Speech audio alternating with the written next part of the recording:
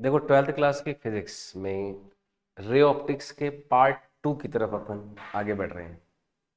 Part 1 में हमने plane mirror के बारे में पढ़ा। पूरा का पूरा जो था प्लेन मिरर वाला पार्ट था। Plane mirror simple twelfth board में लगभग ना के बराबर है, थोड़ा बहुत है। पर प्लेन मिरर हमें रिफ्लेक्शन के या फिर जो रे ऑप्टिक्स है उसका एक बेस जो है वो प्लेन मिरर से तैयार होता है, इसलिए प्लेन मिरर पढ़ना जरूरी रहता है। नीट और जेई के जो एग्जाम है उसमें प्लेन मिरर के क्वेश्चंस भी साथ साथ में रहते ही हैं। और कहीं पे भी आप अगर ऑब्जेक्टिव क्वेश्चन प्रैक्टिस वगैरह कर रहे हो कोई शीट एक्सरसाइज या बुक्स में से, तो आपको प्लेन मिरर का इन्वॉल्वमेंट भी दिख जाएगा। प्लेन मिरर से हमें जो रिफ्लेक्शन है, रिफ्लेक्शन का जो सिंपलेस्ट वर्जन है वो थोड़ा समझ में आता है। अब रिफ्लेक्शन का जो कॉम्प्लेक्स वर्जन है वो कौन सा हो गया? स्फेरिकल मिरर, जिसमें अपन जो मिरर है वो प्लेन ना होके किसी स्फेयर से हम मिरर जब बनाएंगे तो वो स्फेरिकल मिरर बन जाता है। स्फेरिकल मिरर पूरे ट्वेल्थ बोर्ड का भी पार्ट रहता है, प्लस कंपटीशन का तो पार्ट है ही जी, है ना। तो हम आज अपन पढ़ेंगे स्फेरिकल मिरर के बारे में। पढ़ना स्टार्ट कर रहे हैं। Spherical mirror. स्फेरिकल मिरर है क्या? स्फेयर से बना है मिरर ये। किससे?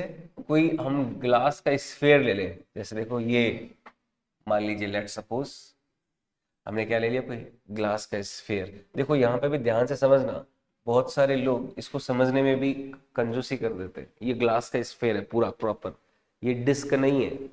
ये क्या है? एक ग्लास का स्फेयर लिया, ये है ग्लास स्फेयर। ठीक है। इस ग्लास स्फेयर का कोई पोर्शन हमने कट किया यहां से, लेट से हमने यहां से एक पोर्शन कट कर दिया, कट कर दिया। अब इस पोर्शन को कट करने के बाद में हमारे पास मिरर हम यहां से बनाएंगे। तो दो पॉसिबिलिटी रहती है मिरर बनाने की, क्योंकि मिरर बनाना है अगर ग्लास से तो हमें क्या करनी पड़ेगी? सिल्वर जिंक करनी पड़ेगी, है ना। सिल्वर का कोटिंग करना पड़ता है। तो दो ऑप्शन है हमारे पास। पहला ऑप्शन क्या है कि हम इस तरह से, मान लो देखो ये इस तरह से हमारा ये कट होके ये बन के आएगा ना, इस तरह से ऐसा ही बनेगा ना ये।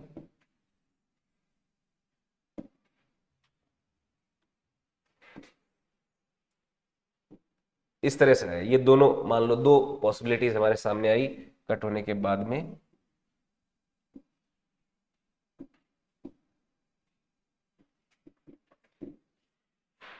ठीक है, ये ऐसे बनेगा कट होके। अब हम क्या करते हैं, यहाँ पे सिल्वरजिंग दो तरह से कर सकते हैं। एक तो है सिल्वरजिंग या तो आउटर सरफेस पे कर दे, है ना। अब देखो कॉपी में आप बार बार ऐसे तो बनाने से रहे, आप कॉपी में इसको कैसे बनाओगे? सिंपली इस तरफ एक ऐसे मून शेप में कर्व दिखाया, कर्व दिखाने के बाद में बाहर इस पे क्या दिखा दोगे? सिल्वरजिंग दिखा दोगे। पर ये ध्यान रखना ये दिख ऐसे रहा है, ठीक है ना। और या फिर सिल्वरजिंग क्या कर देंगे, अनर इनर पार्ट में कर देंगे, यहाँ पे अंदर की ओर। तो ये जो है इसको जब विजुलाइज करोगे तो कैसे दिखेगा? ये कर्व बना दिया और अंदर की ओर क्या कर दिया हमने? सिल्वरजिंग कर दिया। ठीक है। तो ये दो तरह के मिरर मिलते हैं। अगर बाहर सिल्वरजिंग करते हैं तो अंदर की सरफेस क्या हो जाएगी? रिफ्लेक्टिंग। अंदर की सरफेस रिफ्लेक्टिंग हो गई। और अंदर सिल्वरजिंग करते हैं तो बाहर वाली सरफेस क्या हो जाएगी हमारी? रिफ्लेक्टिंग सरफेस हो जाएगी। ये रे इस तरह से आ रही है और अंदर रिफ्लेक्ट हो रही है। ये रे बाहर से आ रही है और फिर इस तरह से रिफ्लेक्ट हो रही है। ठीक है। अंदर वाला ये जो पार्ट है, ये वाला पार्ट, ये केव पार्ट बोलते हैं इसको। गुफा के अंदर जैसे ना केव, ऐसे केव शब्द गुफा जैसा। तो अंदर केव साइड हमारा क्या है? रिफ्लेक्टिंग साइड है। तो इसीलिए इस मिरर को क्या बोलते हैं? कॉनकेव मिरर बोलते हैं। ये तो क्या कहलाता है? कॉनकेव मिरर कहलाता है। समझ में आई बात? कॉनकेव मिरर में रिफ्लेक्टिंग सरफेस कौन सी है? अंदर वाली। सिल्वर्जिंग कहाँ की है, बाहर। और ये क्या कहलाता है, कॉन्वेक्स मिरर। क्या कहलाता है, कॉन्वेक्स मिरर, जिसमें सिल्वर्जिंग अंदर की है, रिफ्लेक्टिंग सरफेस कहाँ है, बाहर की ओर है। तो ये दो तरह के स्फेरिकल मिरर्स होते हैं। हालांकि आपको ये बात पता होगी, पर थोड़ा सा विजुअलाइजेशन जो है एक बार करा हुआ रहता है तो ध्यान में रहता है।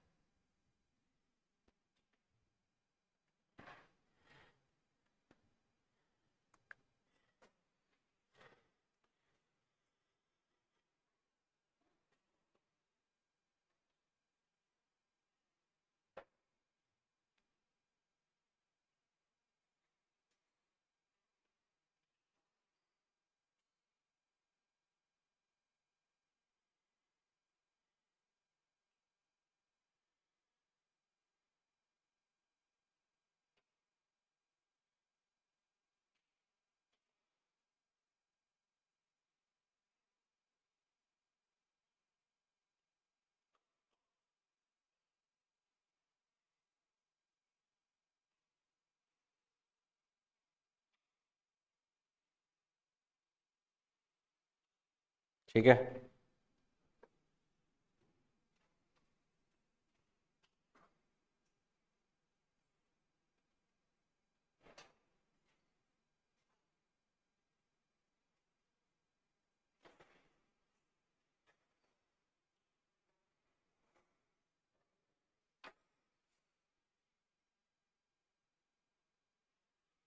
आई बात समझ में, आगे बढ़े। अब देखो, स्फेरिकल मिरर हमें अगर समझना है तो स्फेरिकल मिरर से जो एसोसिएटेड कुछ टर्म्स वगैरह होती है, पैरेक्सियल रेज क्या होती है, सेंटर ऑफ कर्वेचर क्या होता है, रेडियस ऑफ कर्वेचर क्या होती है, प्रिंसिपल एक्सिस क्या होती है, पोल या वर्टेक्स क्या होता है, ये सब चीज़ें डिफाइन करनी है। तो उनको अपन कुछ इंपॉर्टेंट टर्म्स जो है डिफाइन कर देते हैं। Some important terms,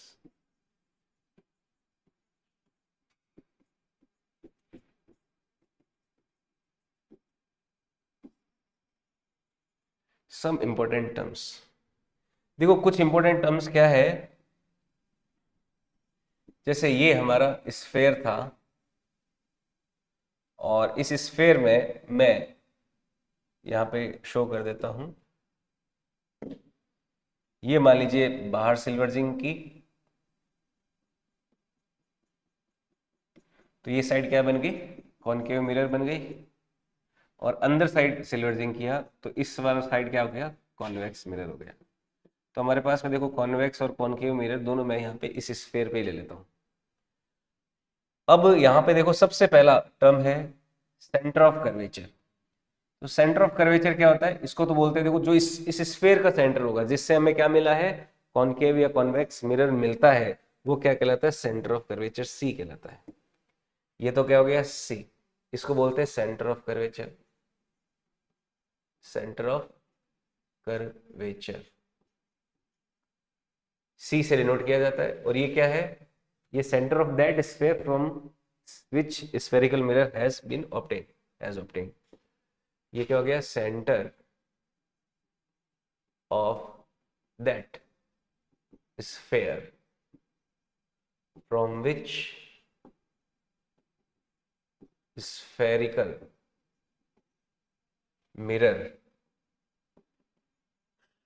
mirrors has been obtained। ठीक है, तो सेंटर ऑफ कर्वेचर की डेफिनेशन हो गई। नेक्स्ट रेडियस ऑफ कर्वेचर, देखो ये होती है रेडियस ऑफ कर्वेचर आर, है ना, उस स्फेयर की रेडियस जिससे हमें स्फेरिकल मिरर मिला है, ये क्या कहलाती है, रेडियस ऑफ कर्वेचर।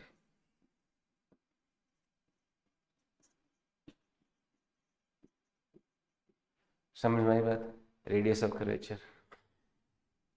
ये जो इस मिरर का जो सेंटर होता है ना, ये वाला और ये वाला, ये कहलाता है पोल या वर्टेक्स। इसको क्या बोलते हैं, पोल और वर्टेक्स। इस साइड भी ये पोल और वर्टेक्स कहलाएगा, पोल और वर्टेक्स कहलाता है। ठीक है, ऐसी लाइन जो सेंटर ऑफ कर्वेचर और पोल और वर्टेक्स से गुजरती है, ऐसी लाइन जो centre of curvature and pole of उनसे गुजरती है, वो क्या कहलाती है? Principal axis. जो centre of curvature and pole से गुजरने वाला लाइन क्या कहलाती है? प्रिंसिपल एक्सिस कहलाती है। ये हो जाएगी प्रिंसिपल एक्सिस।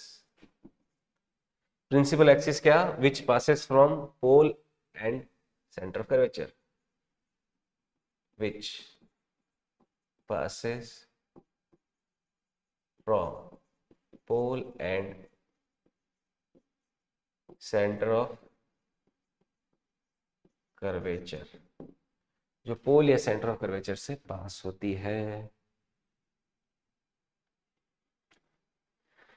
ठीक है, centre of curvature, pole, radius of curvature, principal axis.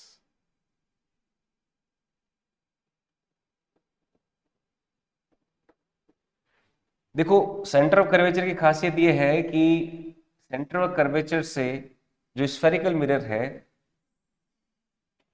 Centre of curvature से जो भी आप लाइन स्फेरिकल मिरर की और ड्रॉ करोगे, वो इसको क्या करेगी? परपेंडिकुलर कट करेगी।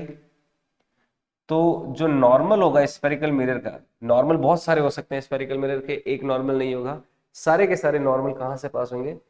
सेंटर ऑफ कर्वेचर से ही पास होंगे। तो ये बात ध्यान रखना कि all normals of spherical mirror passes from center of curvature. All normals passes from center of curvature, COC। जितने भी नॉर्मल्स हैं वो सेंटर ऑफ कर्वेचर से ही पास होंगे। और पैरेक्सियल रेज देखो क्या होती है। जैसे ये कोई रे आई, ये रे हमारे नॉर्मल के साथ में कोई थीटा एंगल बना रही है। मान लीजिए यहां से क्या एंगल बना रही है? थीटा। तो पैरेक्सियल रेज ऐसी रे होती है जो क्या बनाती है? जिसका स्मॉल इंसिडेंट एंगल होता है ना। तो यहां पे एक बात ध्यान रखना, पैरेक्सियल रेज क्या होती है? Having small incident angle. Paraxial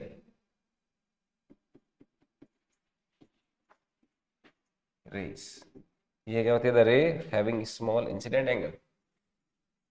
the raise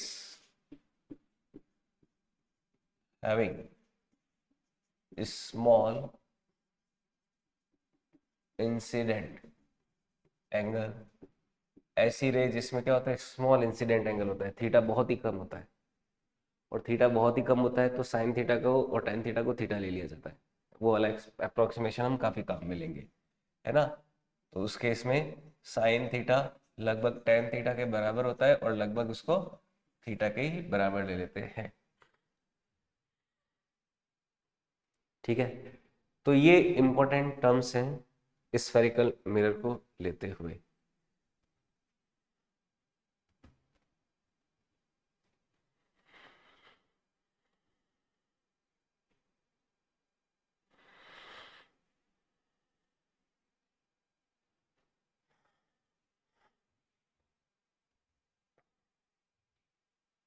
okay, next देखो, एक दो डेफिनेशन और है। फोकस और फोकल लेंथ को डिफाइन कर देते हैं, फिर आगे बढ़ते हैं। नोट कर लिए ये। नेक्स्ट है फोकस।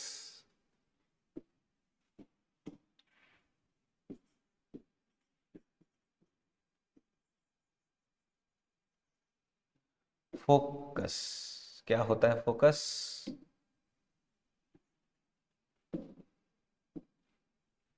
देखो, कॉन्वेक्स या कॉनकेव कोई भी मिरर हो, ये मान लो कॉन्वेक्स मिरर है और ये मान लीजिए कॉनकेव, ये कॉन्वेक्स है और ये कॉनकेव है। ये ले लेते हैं इनकी प्रिंसिपल एक्सिस। देखो, फोकस क्या होता है कि जब कोई रे प्रिंसिपल एक्सिस के पैरेलल आती है तो रिफ्लेक्शन के बाद वो हमेशा एक फिक्स पॉइंट से पास होती है। फिक्स पॉइंट होता है प्रिंसिपल एक्सिस पे, उस पे पास होती है। उसी को क्या बोलते हैं? फोकस बोलते हैं। या तो ये पास होती है या पास होती हुई अपीयर होती है। जैसे इस केस में क्या होगा, ये डाइवर्ज कर देगा यानी कि रे को दूर भेज देगा, तो इसको हम क्या करेंगे, बैक ट्रेसिंग करके ऐसे वर्चुअली कोइंसाइड कराएंगे हमारे प्रिंसिपल एक्सिस से। तो ये क्या कहलाता है, फोकस कहलाता है। ये हो जाएगा फोकस। ठीक है। और फोकस की जो पोल से लेंथ होती है ये कहलाती है फोकल लेंथ, है ना। फोकस की जो पोल से डिस्टेंस होती है वही क्या कहलाती है, हमारी फोकल लेंथ कहलाती है। तो फोकस को डिफाइन कर सकते हैं अपन कि ray parallel to principal axis after ray rays parallel to principal axis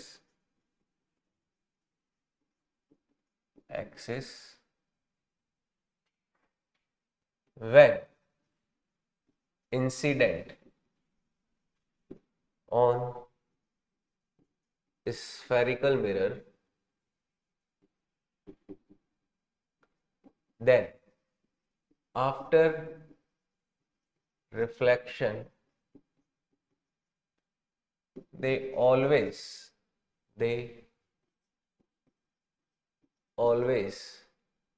passes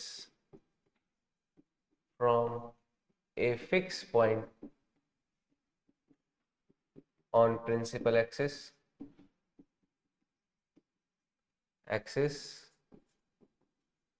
This is called focus. This is called focus. और जो फोकल लेंथ होती है, फोकल लेंथ, ये क्या हो जाएगी, distance between focus and pole. ये हो जाएगी distance between focus and pole. Distance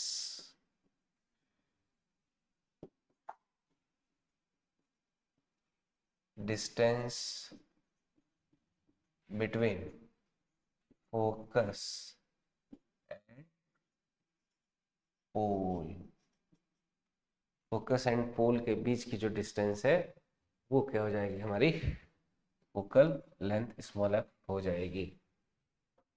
ठीक है।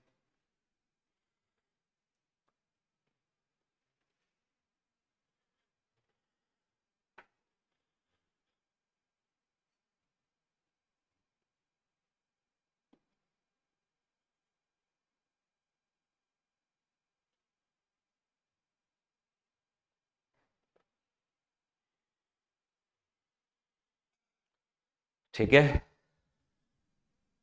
नोट कर लीजिए।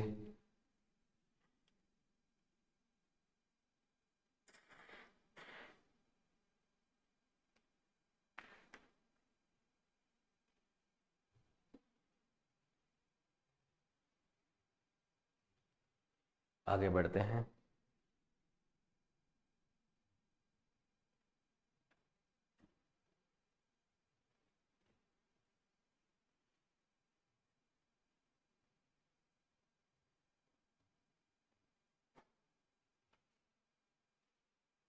नेक्स्ट डिफाइन करें।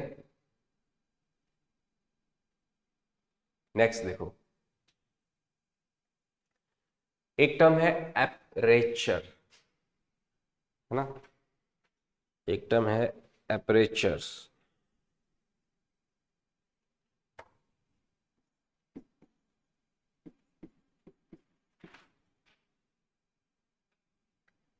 एपरेचर और रेडियस ऑफ एपरेचर वगैरह ये सब देख लेते हैं।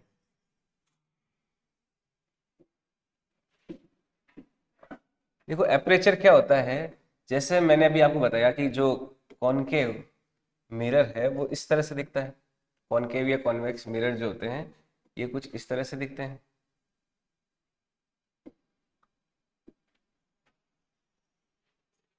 ऐसे दिखते हैं ना एक्चुअल में, तो इनको जब कट करके बनाया जाता है तो ऐसे दिखते हैं।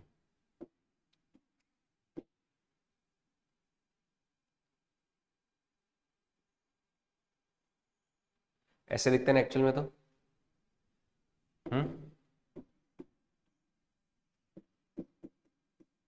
ऐसा ग्लास से ऐसा दिखेगा। अपेरेचर क्या होता है, ये जो एरिया होता है जहां से लाइट इंसिडेंट करती है, यहां से देखो लाइट जो होगी इस रीजन से इंसिडेंट करेगी, इस सेंटर होगी। तो ये जो पूरा रीजन है, ये पूरा रीजन ये क्या कहलाता है, अपर्चर कहलाता है। और इसकी जो रेडियस होती है जिसको अपन स्मॉल आर से इंडिकेट करते हैं, ये हो गया हमारा स्मॉल आर, ये कहलाती है रेडियस ऑफ अपर्चर। ठीक है, रेडियस ऑफ कर्वेचर अलग है, रेडियस ऑफ अपर्चर अलग है, तो ये कहलाता है रेडियस ऑफ अपर्चर। ठीक है, ये ध्यान रखना, ये है रेडियस ऑफ अपर्चर। और इस कर्व की जो रेडियस है वो तो रेडियस ऑफ कर्वेचर। ठीक है,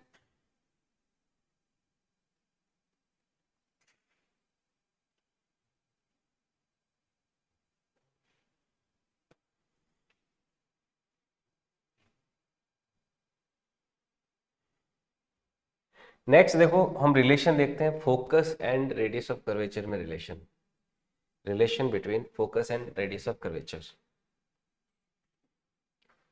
रिलेशन बिटवीन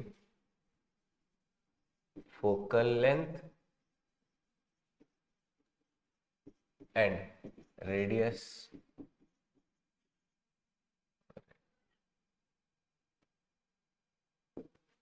relation between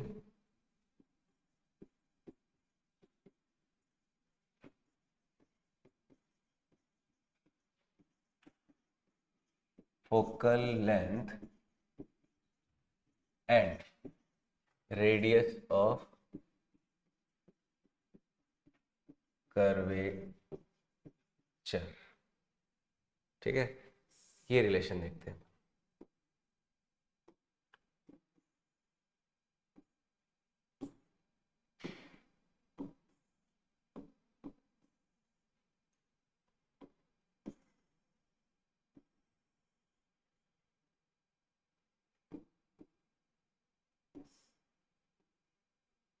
तो small F and capital R में क्या रिलेशन होगा, बड़ा इंपॉर्टेंट रिलेशन है ना, small F and capital R में। देखो हम ले लेते हैं हमारा कॉनकेव मिरर, सिल्वर जूम कर दिया, हमें इसके radius of curvature and focal length में रिलेशन देखना है। ये है हमारा प्रिंसिपल एक्सिस। ठीक है, अब कोई भी रे अगर आती है ना, तो किससे पास होती है, फोकस से पास होती है। मान लो ये है सेंटर ऑफ कर्वेचर और ये है फोकस, मान लो इसको एफ से डिनोट कर दे तो ये है पोल पी। ठीक है, हमें रिलेशन देखना है कि focal length and radius of curvature में क्या रिलेशन होगा।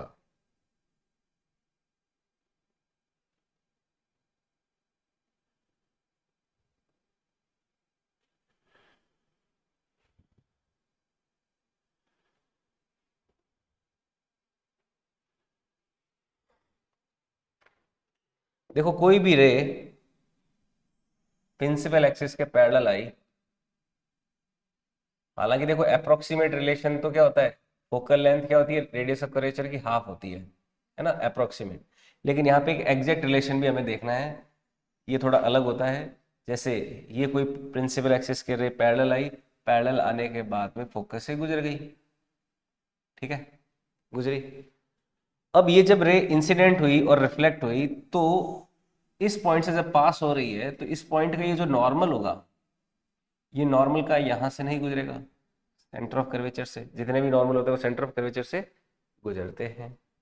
अब ये नॉर्मल है, हमारा जो लॉज ऑफ रिफ्लेक्शन है वो क्या कहता है कि जो इंसिडेंट रे एंगल होता है वही रिफ्लेक्शन एंगल होता है। तो ऊपर वाला ये थीटा, तो ये भी क्या होगा, थीटा हो जाएगा, हो जाएगा नहीं हो जाएगा बताओ।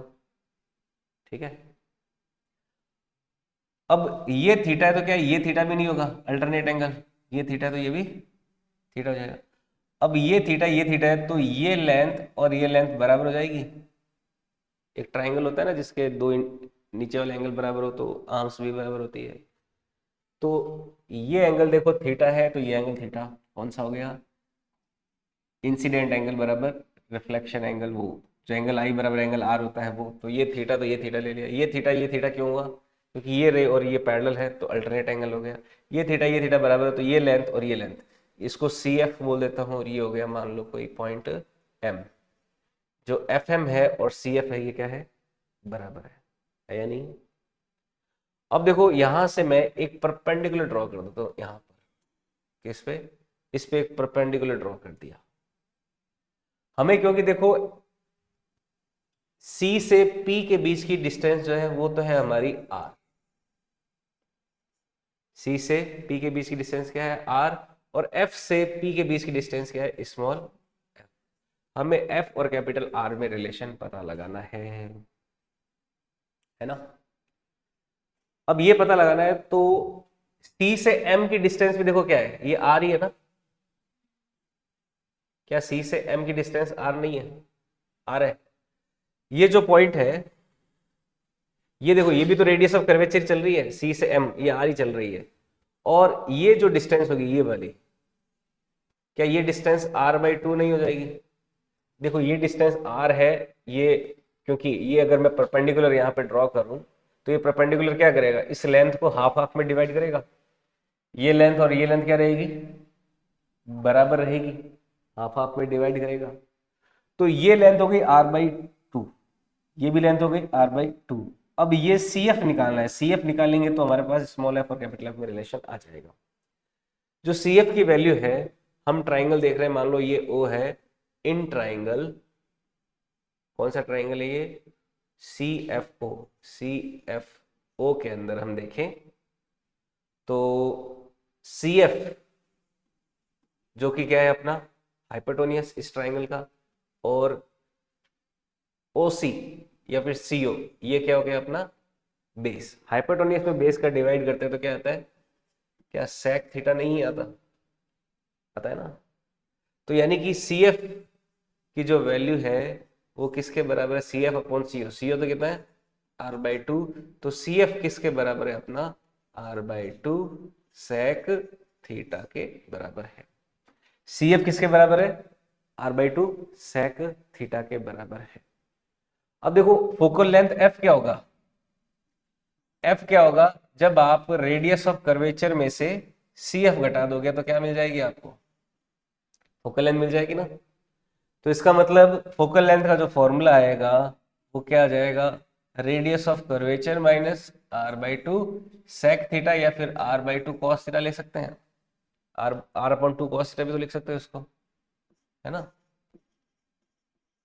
तो ये आ जाएगा R upon two cos theta, या फिर एग्जैक्ट फॉर्मूला आ जाएगा R times one minus one upon two cos theta. ये देखो एग्जैक्ट फॉर्मूला आता है radius of curvature and focal length के बीच में, R minus R by two sec theta, या फिर R minus R by two cos theta.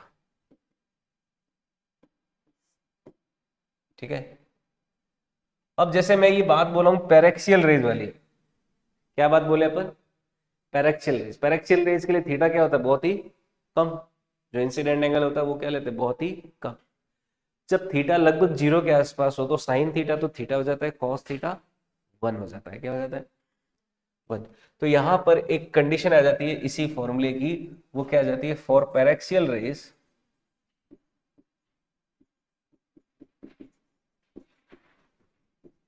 Paraxial rays के लिए थीटा लगभग क्या होता है, जीरो होता है, तो कॉस थीटा की वैल्यू क्या हो जाएगी, लगभग वन हो जाएगी। तो यहां से देखो कॉस थीटा वन होगा तो वन में से वन बाई टू गया, या आर में से आर बाई टू गया, क्या बच जाता है आर। तो फोकल लेंथ जो होती है अप्रोक्सीमेटली किसके बराबर आ जाती है, आर बाई टू के बराबर आ जाती है। तो फोकल लेंथ जो है वो इंसिडेंट एंगल पर डिपेंड करती है, फोकल लेंथ इंसिडेंट एंगल पर डिपेंड करती है, लेकिन अप्रोक्सीमेटली अगर इंसिडेंट एंगल बहुत कम हो तो अप्रोक्सीमेटली फोकल लेंथ किसके बराबर हो जाती है, रेडियस ऑफ कर्वेचर के हाफ के बराबर हो जाती है। समझ में आई बात, ठीक है, ये चीज ध्यान में रखनी है।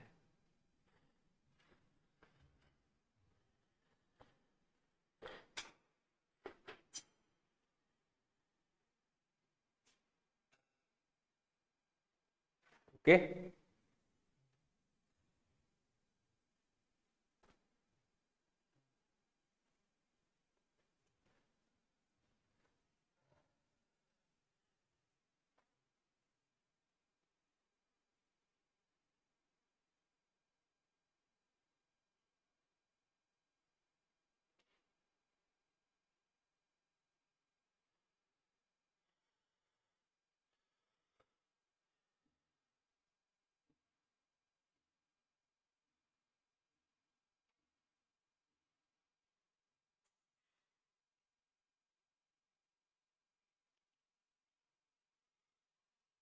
आगे बढ़े।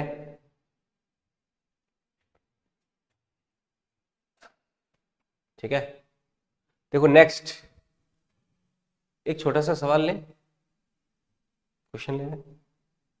क्वेश्चन क्या है, छोटा सा सवाल है कि for what incident angle by a ray parallel to principal axis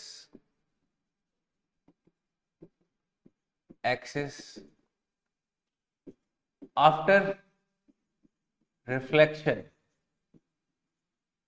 from concave mirror passes from pole। किस एंगल के लिए किस एंगल के लिए किस इंसिडेंट एंगल के लिए जो एक रे आ रही है पैरेलल टू प्रिंसिपल एक्सिस, वो रिफ्लेक्शन के बाद पोल से पास होएगी। और इस केस में फोकल लेंथ भी बताना। Also find out focal length in this case, also find out focal length in this case condition. मतलब कोई रे आ रही है और रे आने के बाद में क्या हो रही है, प्रिंसिपल एक्सिस के पैरेलल आ रही है, लेकिन रिफ्लेक्शन के बाद किधर से पास हो जा रही है, पोल से। ये अपना प्रिंसिपल एक्सिस है और रे क्या हो रही है, पैरेलल आती आती सीधा इधर आई और रिफ्लेक्शन के बाद सीधा पोल से ही गुजर गई। समझ रहे हो, ऐसा कुछ सिनारियो हो गया। ठीक है, तो इस केस में ये जो इंसिडेंट एंगल होगा, ये वाला, ये देखो सेंटर ऑफ कर्वेचर हो गया, तो ये इंसिडेंट एंगल क्या होगा। पहली बात तो इस केस में फोकल लेंथ कितनी हो जाएगी, फोकल लेंथ 0 हो जाएगी ना, ये बात समझ पा रहे हो। क्योंकि जब पैरेलल रे आने वाली फोकल लेंथ जो पोल से ही पास हो जा रही है, तो पोल और फोकस क्या हो गया, एक ही जगह हो गए, यानी कि फोकल लेंथ तो क्या है इस केस में, अब फोकल लेंथ 0 है तो बताओ इंसिडेंट एंगल क्या होगा ऐसे केस में। फॉर्मूला क्या लगा होगा, R F is equal to R minus R by two cos theta. तो फोकल लेंथ 0 करनी हो तो उसके लिए थीटा की वैल्यू क्या हो जाएगी,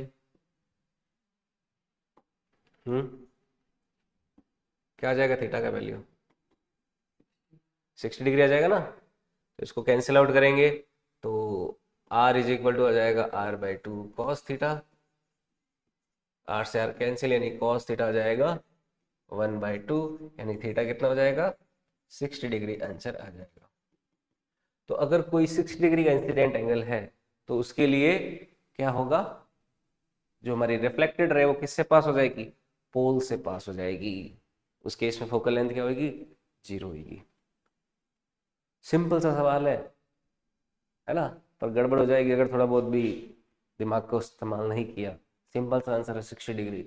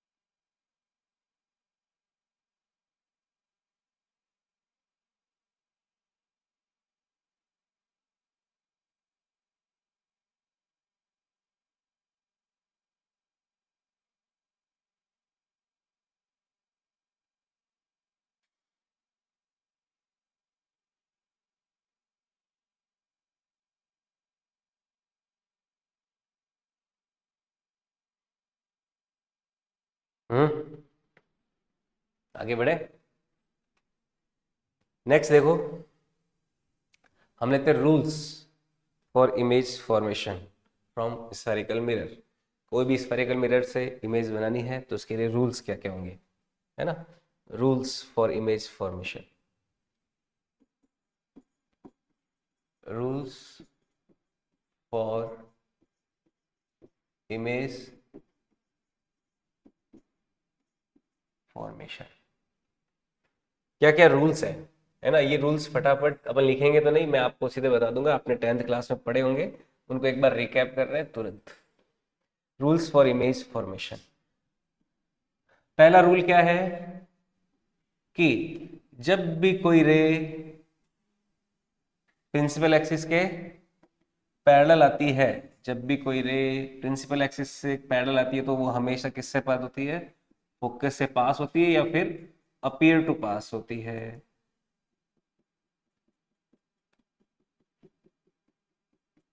पहला रूल जो है, रूल फर्स्ट कि प्रिंसिपल एक्सिस के अगर कोई पैरेलल आएगी रे तो हमेशा किससे पास होगी, वो फोकस से पास होगी, या फिर अगर आती है पैरेलल तो फोकस अगर नहीं भी हो तो फोकस से पास होती हुई अपीयर हो जाएगी।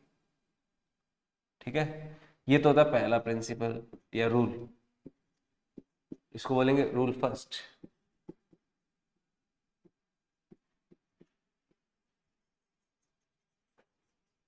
सेकंड रूल क्या है, इसका जस्ट अपोजिट, है ना। रूल सेकंड,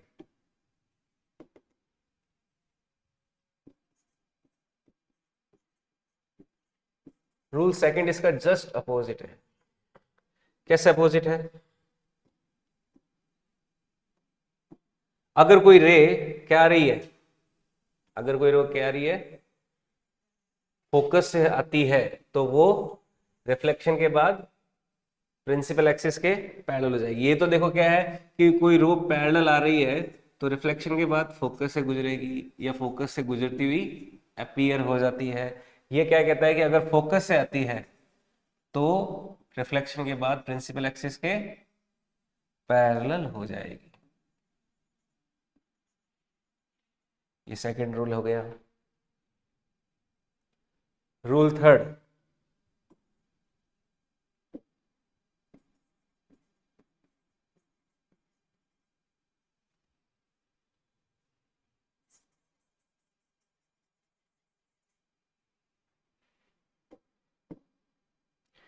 रूल थर्ड देखो क्या कहता है,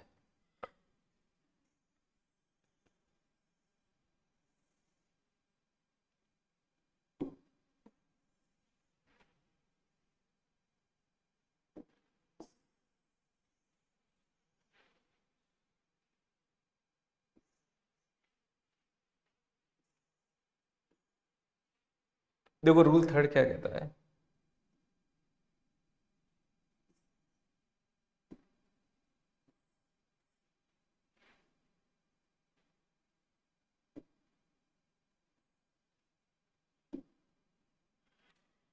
रूल थर्ड कहता है कि अगर कोई रे पोल पे इंसिडेंट होती है, किधर, पोल पे इंसिडेंट होती है, तो जिस एंगल पे वो इंसिडेंट होती है उसी एंगल पे रिफ्लेक्ट हो जाती है। अगर कोई रे पोल पे इंसिडेंट होती है, जिस एंगल पे इंसिडेंट होती है उसी एंगल पे रिफ्लेक्ट हो जाती है। ये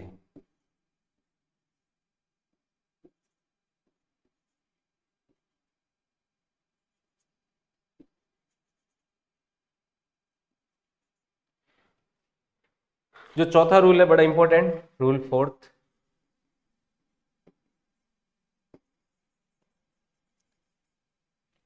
देखो फोर्थ रूल क्या है उसको समझते हैं।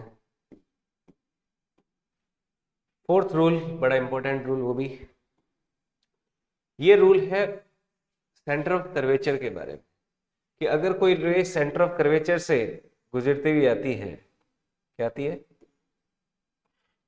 अगर कोई रे सेंटर ऑफ कर्वेचर से गुजरती हुई आती है, जैसे अगर कोई रे यहां से आ रही है, ये मान लो सेंटर ऑफ कर्वेचर है, और ये इसका सेंटर ऑफ कर्वेचर है। तो कोई रे अगर सेंटर ऑफ कर्वेचर से आती है तो क्या होगा, क्योंकि नॉर्मल की अलोंग आ रही है ना भाई, कोई रे क्या आ रही है, अगर नॉर्मल के अलोंग आ रही है तो जिस डायरेक्शन से वो आती है उसी डायरेक्शन में वापस लौट जाएगी ना। जैसे अपन प्लेन मिरर से रिफ्लेक्शन में देखते हैं कि जिस डायरेक्शन नॉर्मल के अलोंग अगर कोई भी रे आती है तो नॉर्मल के अलोंग ही वापस चली जाती है। तो सेंटर ऑफ कर्वेचर से आएगी क्योंकि ये नॉर्मल के अलोंग ही आएगी, तो ये वापस क्या होगी, उसी डायरेक्शन में चली जाएगी। ये बड़ा इंपॉर्टेंट रूल है इमेज फॉर्मेशन के लिए, ध्यान में रखना, ठीक है। और कॉन्वेक्स मिरर में दिखाना हो तो ये मान लो इस तरह से आ रही है, और वर्चुअली एक्चुअल में ये सेंटर ऑफ कर्वेचर से ही जा रही है। तो ये जिस रास्ते पे आएगी उसी रास्ते पे वापस चली जाएगी। This is fourth rule. Okay, तो ये कुछ रूल्स हैं इमेज फॉर्मेशन के, 4 रूल ये ध्यान में रखने हैं, और इससे हम कोई भी इमेज जो है वो बना सकते हैं स्फेरिकल मिरर्स के लिए। पहला रूल क्या है, प्रिंसिपल एक्सिस के पैरेलल आई तो रिफ्लेक्शन के बाद प्रिंसिपल एक्सिस से पे हमेशा फोकस से गुजरेगी। अगर फोकस से आई तो किधर से जाएगी, प्रिंसिपल एक्सिस के पैरेलल हो जाएगी। पोल पे अगर इंसिडेंट हो रही है तो जिस एंगल पे इंसिडेंट होगी उसी एंगल पे रिफ्लेक्ट होगी। और अगर सेंटर ऑफ कर्वेचर से होती हुई आ रही है तो वापस सेंटर ऑफ कर्वेचर पे ही जाएगी। ठीक है, यहाँ से आगे नेक्स्ट क्लास मिलेंगे।